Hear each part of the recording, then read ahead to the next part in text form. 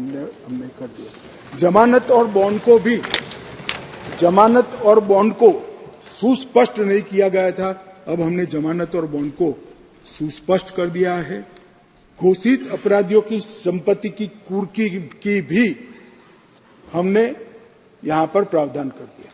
मान्यवर, कोई अपराधी न्याय की शरण में आता ही नहीं, भाग जाएगा और सालों सालों तक केस लंबित रहेंगे। केस तो चलेंगे इसके अनुपस्थित, मगर उसकी संपत्ति की कुर्की भी की जाएगी। और प्रोक्लेम्ड ऑफेंडर घोषित करने के लिए 10 वर्ष या अधिक की सजा या आजीवन कारावास या मृत्युदंड, इसको प्रोक्लेम्ड ऑफेंडर घोषित किया जाएगा। पहले केवल 19 अपराधों में ही भगोड़े घोषित कर सकते हैं थे, अब 120 अपराधों में भगोड़े घोषित करने का हमने प्रावधान किया, जिससे देरी न हो। और उसमें बहनों पर अत्याचार का भी मामला हमने ले लिया है। मान्यवर, सबसे बड़ा जो मैंने कहा, ट्रायल इन एब्सेंसिया, कुछ सदस्यों ने इसके खिलाफ थोड़ा आवाज भी उठाया है, ज्यादातर तो बाहर थे, तो बहुत नहीं उठ पाए, वरना तो हर एक बोलता।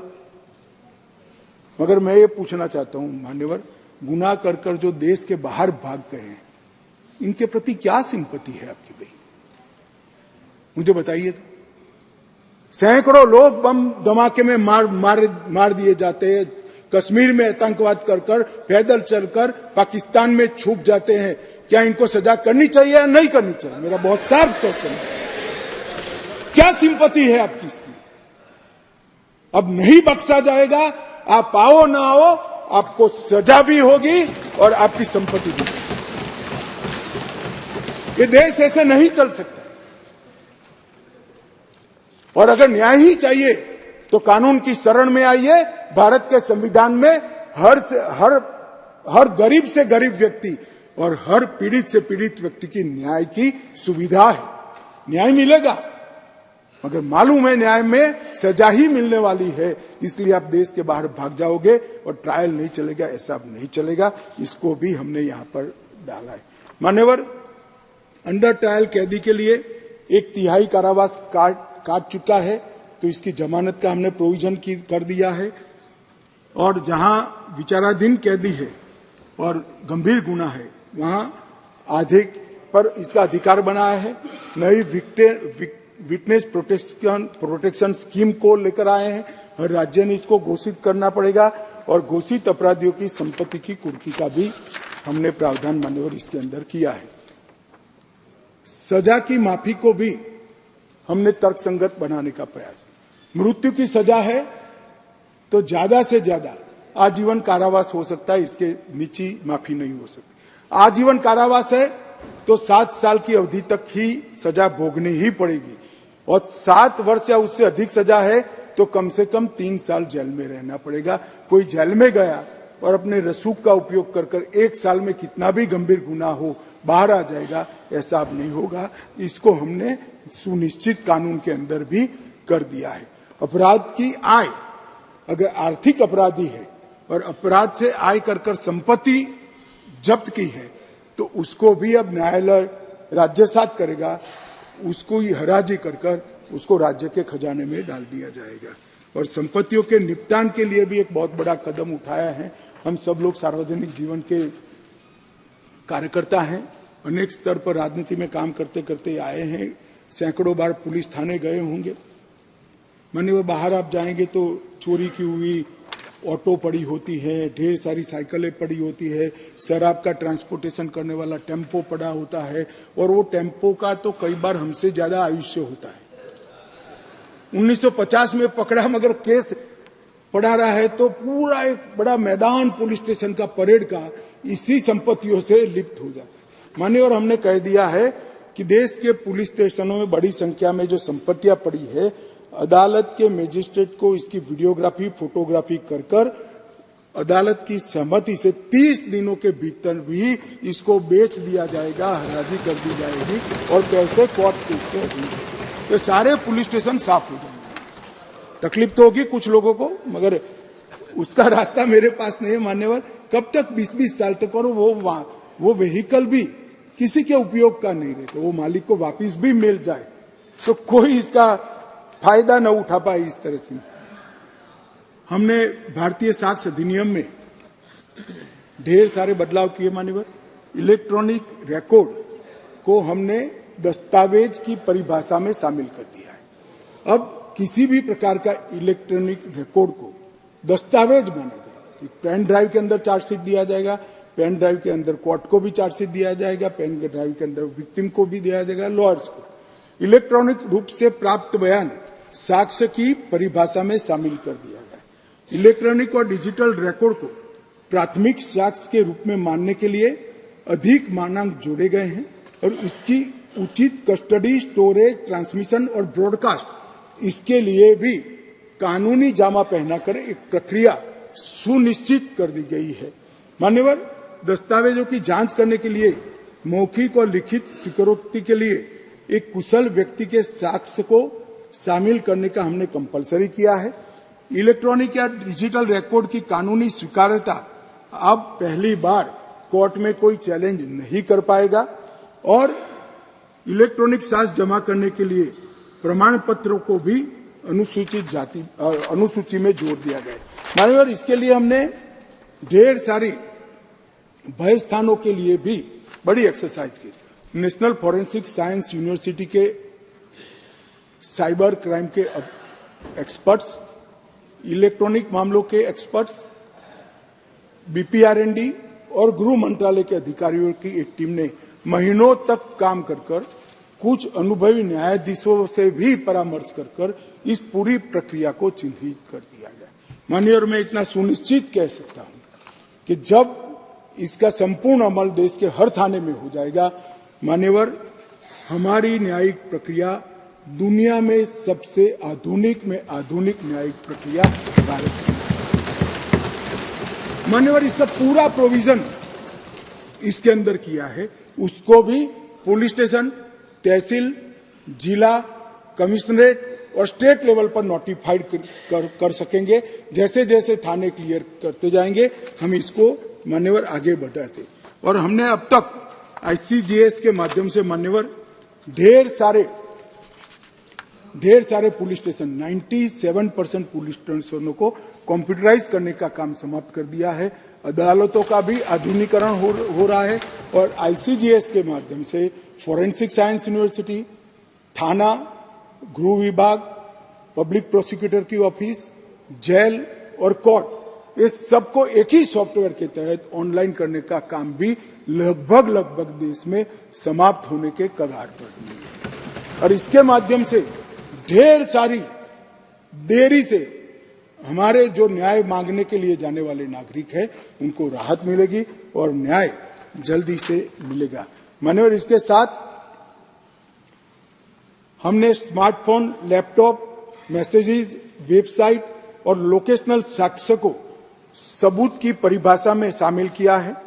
आरोपियों, विशेषज्ञों, पीड़ितों इलेक्ट्रॉनिक माध्यम से कोर्ट के सामने उपस्थित होने की अनुमति दी है और इलेक्ट्रॉनिक या डिजिटल रिकॉर्ड को स्वीकार्यता को इसकी एनफोर्समेंट करने के लिए भी पूरी प्रक्रिया को हमने कानून के अंदर जगह दे दी है।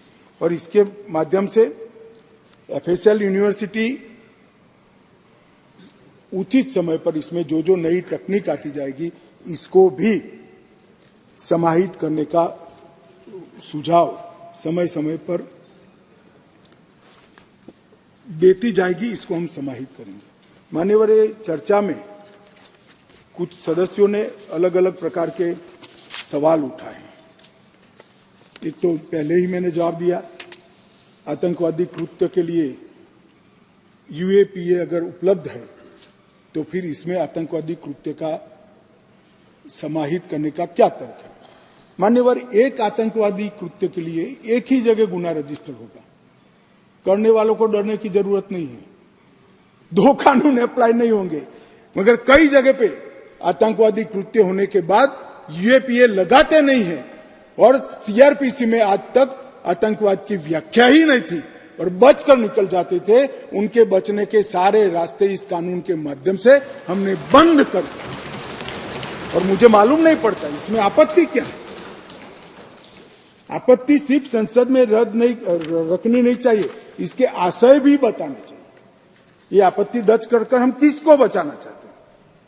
मान्यवर, बीएनएस के 69 के खंड में पहचान छिपाने का दुरुपयोग किया जा सकता है, ऐसा एक आशंका व्यक्त किया।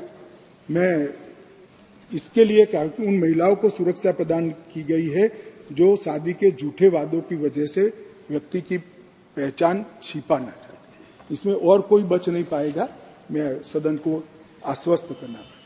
मान्यवर, एक आया कि दया की याचिका मामले में थर्ड पार्टी को अधिकार देना चाहिए। मैं बिल्कुल खिलाफ।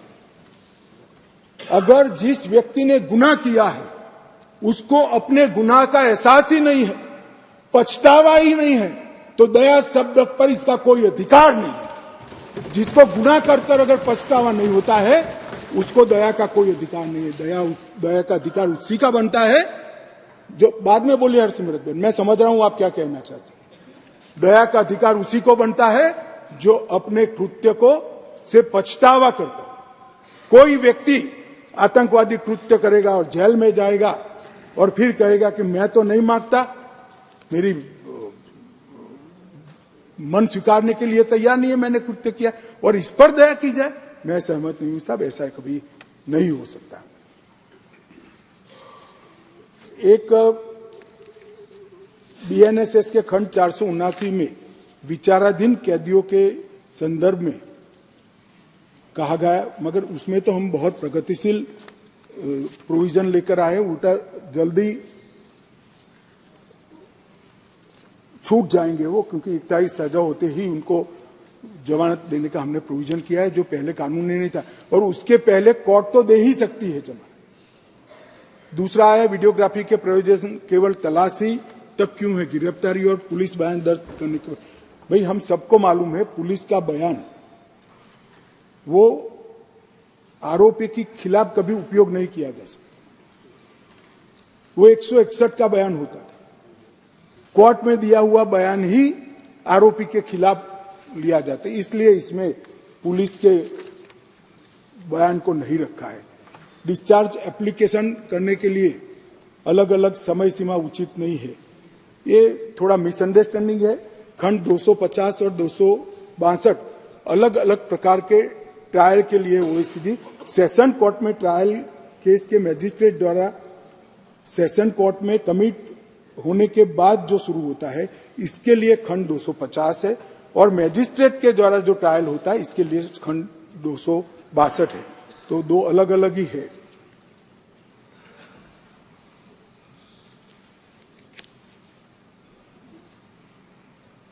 एक माननीय सदस्य ओवैसी जी ने कहा था क्लॉज 187 में हिरासत की अवधि को पूरे डिटेंशन पीरियड तक बढ़ाया गया है, जो यूएपीए से अधिक सख्त है। थोड़ा मिसअंडरस्टैंडिंग है।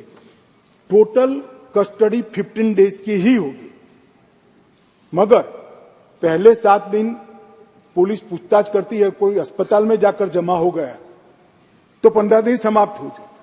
हमने ये प्रोविजन किया है कि 7 दिन की कस्टडी हो गई, आप अस्पताल में कर ले, कोई बात नहीं, अच्छा हो जाओ। अच्छा होने के बाद वो 8 दिन के लिए तो फिर आना ही पड़ेगा। तो टोटल कस्टडी को तो हमने 15 दिन का ही रखा है, और मीनवाइल कोर्ट जमानत भी दे सकती है, प्रोविजन को भी हमने रखा है, तो इसकी जमानत पर भी असर नहीं होगी और तो कुल दिन भी नहीं बदलेगी। डी के बासु मामले में दिए गए निर्देशों को शामिल नहीं किया है। हमने भारतीय नागरिक सुरक्षा संहिता में खंड 37 में बदलाव ही कर दिया है, और हर जिले और हर थाने में एक अधिकारी को हमने नामित किया है, जिससे कस्टडी का ब्यौरा देना पड़ेगा। किसी नियंत्रण और संतुलन के बिना पुलिस की शक्तियों को बढ़ा रहे, ऐसा नहीं है। मैंने आगे बताया है कि कई जगह पे पुलिस की शक्तियों को कर्टेल भी किया गया है, कई जगह पे उस पर वॉच रखने की भी व्यवस्था मान्यवर हमने की है। इसके साथ साथ मॉब लिंचिंग के लिए भी कहा गया है, मगर इसमें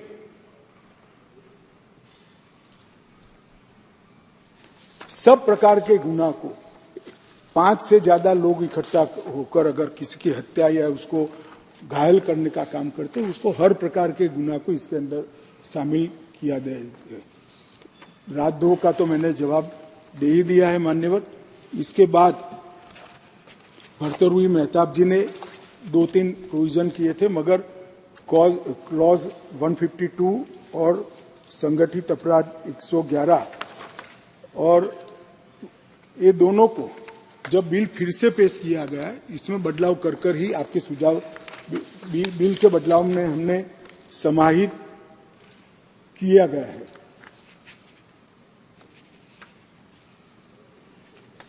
और दूसरा उन्होंने कहा फॉल्स और मिसलीडिंग शब्दों का सवाल है उसमें।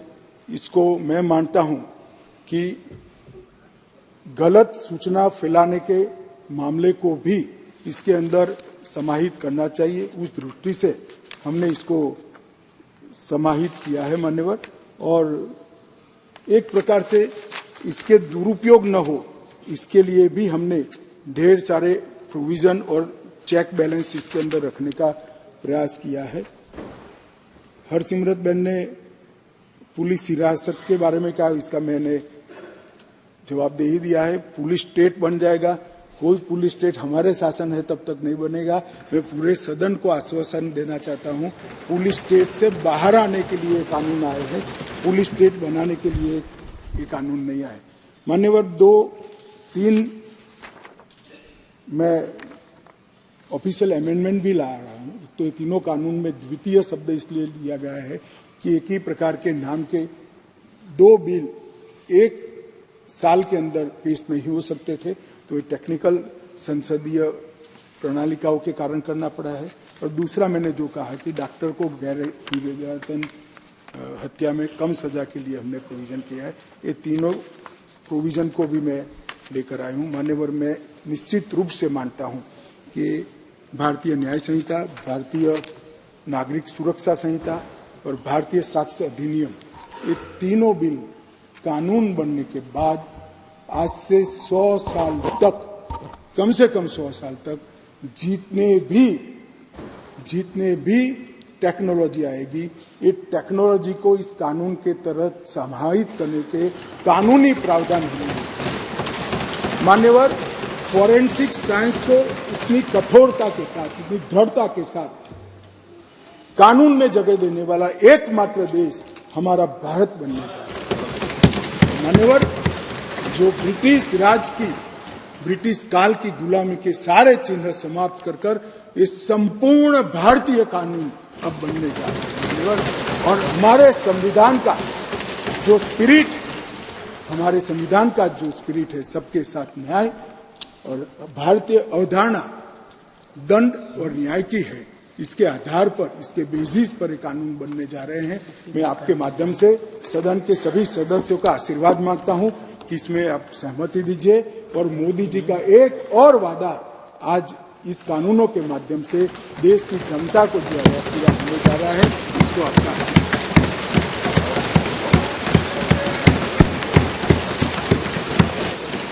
बोलिए।